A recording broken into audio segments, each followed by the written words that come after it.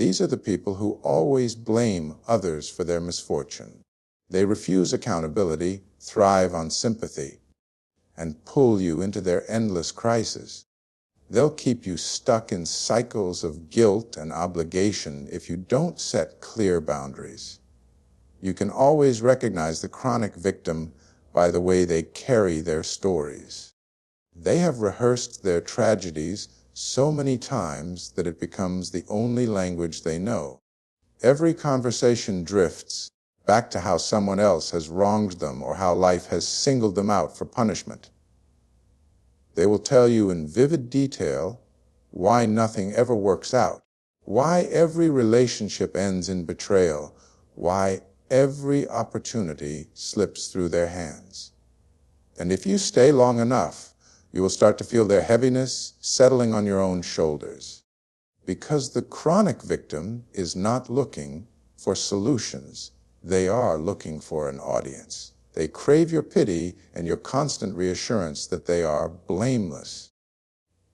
They need you to validate the narrative that they have no power, that they are merely at the mercy of forces they cannot control.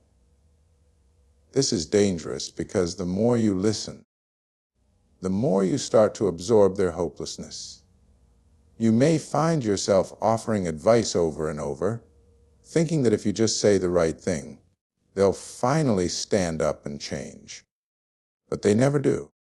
Your encouragement is swallowed up in their bottomless well of complaints. They will insist that you don't understand, that your suggestions are too simplistic, that their circumstances are uniquely impossible. Over time, you begin to feel like you're failing them, like you're responsible for their healing. That is exactly how your energy gets drained. It doesn't happen all at once. It happens in small concessions. An hour here, a late-night phone call there, until you realize that you've given more emotional bandwidth to their story than to your own life. The chronic victim thrives on a hidden transaction. You supply the empathy, they supply the crisis. You listen and comfort, and in return, you get the illusion that you are needed, that you are somehow a savior. But it's a trap, because nothing ever changes. They will continue to reframe every setback as proof of their powerlessness. They will reject every opportunity to grow, because growth requires them to let go of their identity as the perpetual sufferer. And if you challenge this narrative, they will accuse you of lacking compassion. You have to understand that compassion without boundaries is self-betrayal. You can care about someone's pain without agreeing to carry it. You can offer support without being consumed by their refusal to evolve. And sometimes the most loving thing you can do is step back and let them face themselves. Because until they are willing to take responsibility for their part in the story, nothing you do will make a difference. You deserve relationships that are rooted in mutual respect and accountability. You deserve to protect your own spirit from being siphoned by someone who has decided to stay stuck. You might not see the subtle manipulator coming. That's what makes them so insidious. They rarely show their true intentions outright. Instead, they operate in the quiet shadows between what's said and what's left unspoken. They know how to use just enough praise to make you feel valued, and just enough criticism to make you feel unsure. They create a dynamic where you begin to rely on their approval, measuring your worth by how they respond to you in any given moment. One day, they'll tell you that you're brilliant and special, and the next, they'll hint that you're not doing enough or that you've disappointed them. You start to live in constant anticipation, wondering how to stay in their good graces. That's exactly where they want you, off balance. The subtle manipulator isn't always loud or aggressive. Sometimes they're soft-spoken and thoughtful. But the way they twist reality is no less corrosive.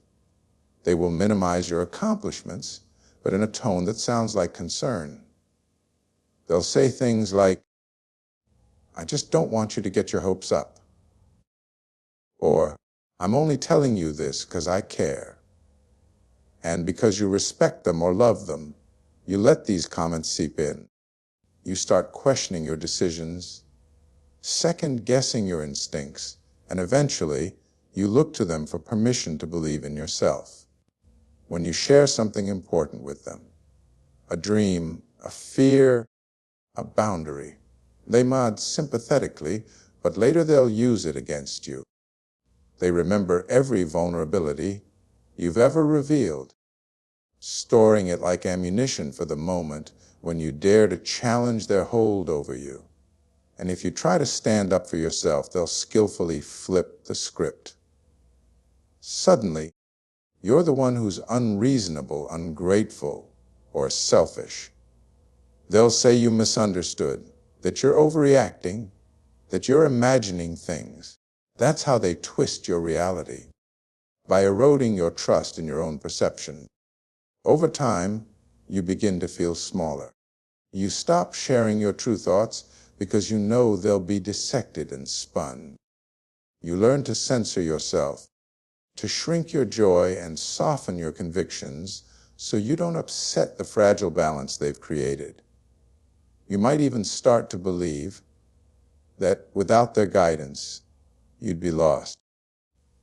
That dependency is the subtle manipulator's endgame, because as long as you need them to validate your reality, you remain within their control.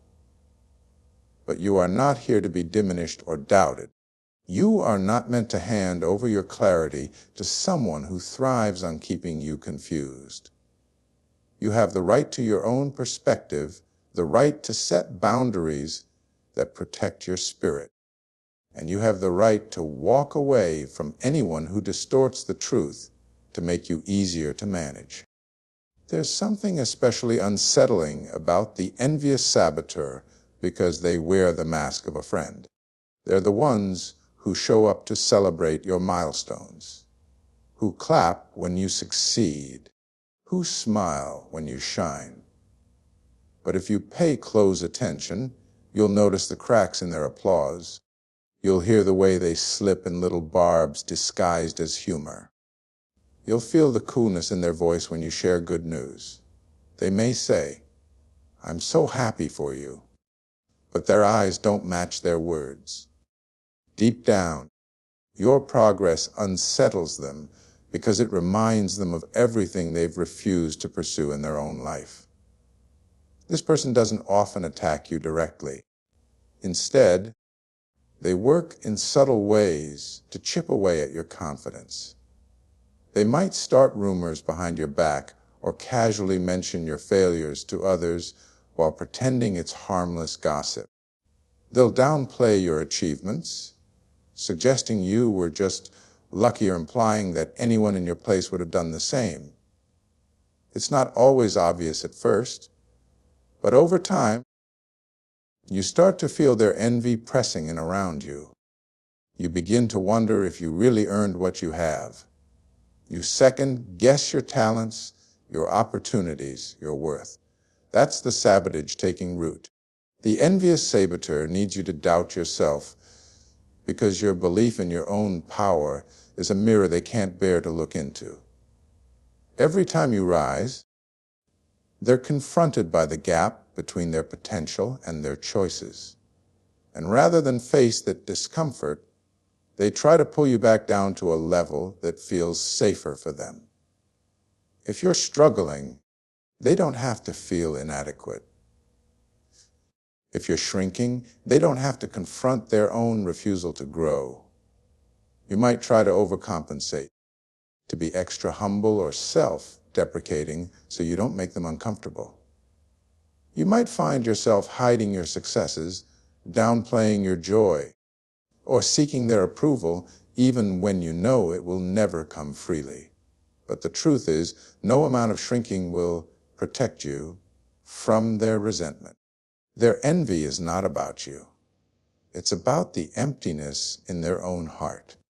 There is no peace in keeping someone close who quietly celebrates your setbacks and secretly resents your victories. You deserve relationships where your light is not seen as a threat, but as an inspiration. You deserve to stand tall without apology, to honor your progress without guilt. And you deserve to protect your spirit from those who would rather see you small than do the work to expand themselves. At first, the narcissistic charmer will seem like everything you ever wanted. They are magnetic, confident, and so attuned to you that it feels almost supernatural. They know exactly what to say to make you feel seen and chosen. You'll think you found someone extraordinary, someone who finally understands the parts of you that no one else could reach. That intoxicating connection is their greatest tool because it blinds you to the slow erosion of your identity that is about to begin.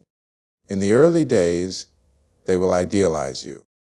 They will mirror your passions, your values, your dreams. They'll talk about the future with such conviction that you'll start to imagine a life intertwined with theirs. But soon, that admiration will shift. You'll notice small criticisms hidden inside their praise. They'll question your choices in ways that make you feel like you need their guidance. Over time, you'll come to believe that their opinion matters more than your own. That's when you start losing yourself, piece by piece. The narcissistic charmer needs to be the center of your world. Your purpose becomes serving their ego, meeting their needs, maintaining the image they've crafted. They will expect your constant admiration, your endless patience, and your unshakable loyalty. And if you falter, if you dare to assert your independence or express doubt, they will punish you with cold withdrawal or calculated rage. They will twist your words to make you feel guilty for having needs of your own. They will remind you how much they've done for you, how much you owe them. You'll begin to feel like you're always falling short. What makes this dynamic so dangerous is how expertly they blend adoration with control. One moment, they will make you feel indispensable. The next, they will treat you as if you're disposable. This cycle keeps you hooked, always chasing the approval you once felt so certain of. You'll work harder and harder to please them, convinced that if you can just be better, you'll return to that early golden phase. But that phase was never real. It was a performance designed to bind you to them. As the months pass, you might look in the mirror and realize you don't recognize yourself anymore. Your confidence has been replaced with anxiety. Your dreams have been replaced with their demands. Your voice has been drowned out by the relentless need to keep their affection. This is how they consume your identity, not with obvious cruelty, but with a steady diet of manipulation and conditional love. The truth is, you were never meant to be an extension of someone else's ego. You were never meant to surrender your sense of self to keep another person satisfied. You deserve a love that honors your individuality, a connection that doesn't require you to disappear to be worthy of staying. You'll recognize the perpetual cynic by the way they grade every idea with a smirk and every hope with a warning. No matter what you share with them, a new project, a personal goal, a moment of joy, they will find a way to diminish it. They'll tell you that people are only out for themselves, that nothing ever works out the way you think it will, that you're narv for believing anything can change. At first, you might think they're just being realistic, offering you the gift of tough wisdom. But there's nothing wise about reflexive negativity. It doesn't make you more prepared for life's disappointments. It only makes you smaller. The perpetual cynic is convinced that cynicism is intelligence. They will point to every example of failure and betrayal as proof that hope is foolish. But what they won't tell you is that their worldview is often a shield to protect them from their own vulnerability. It's easier to expect the worst than to risk wanting something and being let down. And so they wear their bitterness like armor, and they expect you to do the same. When you spend enough time around this energy, you start to feel your own optimism eroding. You begin to question whether your dreams are worth pursuing. You wonder if maybe you are naive for believing that love, purpose, and growth are possible. You'll catch yourself holding back your excitement, worried that they'll mock it or dissect it until all that's left is doubt. Over time, this constant exposure to their pessimism can poison your spirit. You start to anticipate disappointment before it even arrives. You rehearse worst-case scenarios instead of daring to imagine the best. And while you might think you're just being careful, what you're really doing is trading your hope for a false sense of safety. The perpetual cynic will never admit that their skepticism has cost them the richness of life. They will never tell you about the opportunities they didn't pursue or the relationships they let wither because it was easier to pretend nothing mattered. But you don't have to make the same trade. You are allowed to protect your optimism. You are allowed to stand in your hope, even if someone else finds it uncomfortable. Your belief in possibility is not a weakness. It's a force that fuels everything good you will ever create. And while it's true that not every dream will come to life, that doesn't mean you should stop dreaming. Because it's in the act of trying, of believing, of opening your heart to what could be, that you discover who you really are. You deserve to share your life with people who nourish your courage, not those who feed your fears. It can take a long time to realize that someone you care about is a secret competitor. On the surface, they look like your friend, your colleague, maybe even your confidant. You share your progress and milestones, believing you're building a relationship rooted in mutual support. But with the secret competitor, there's always an unspoken tension, a subtle edge to every exchange. They measure everything you do against their own accomplishments. And instead of feeling inspired by your growth, they see it as a threat. At first, you may not notice the pattern. You'll tell them about something you're proud of, a promotion, a personal breakthrough, a small victory, and they'll immediately respond with something that tops it. If you ran 5 miles, they ran 6. If you landed a new client, they secured 2. No matter what you share, they'll find a way to outdo you. And if they can't, they'll shift the conversation to something they're better at, just to reestablish their sense of superiority. This constant comparison isn't always loud. Sometimes it shows up in the form of backhanded compliments or casual dismissals. They'll say things like, "That's great for you, if that's what makes you happy." Or, "I guess everyone has different definitions of success." You might brush it off at first, telling yourself you're being too sensitive.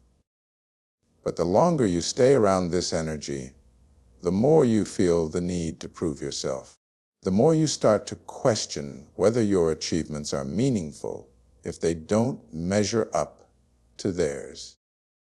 What makes the secret competitor so exhausting is that they won't admit to what they're doing. They'll insist they're just being honest, that they're only trying to motivate you, that you're imagining the rivalry. But deep down, you'll feel it. You'll sense the unspoken scoreboard, the constant tallying of who is ahead and who is behind.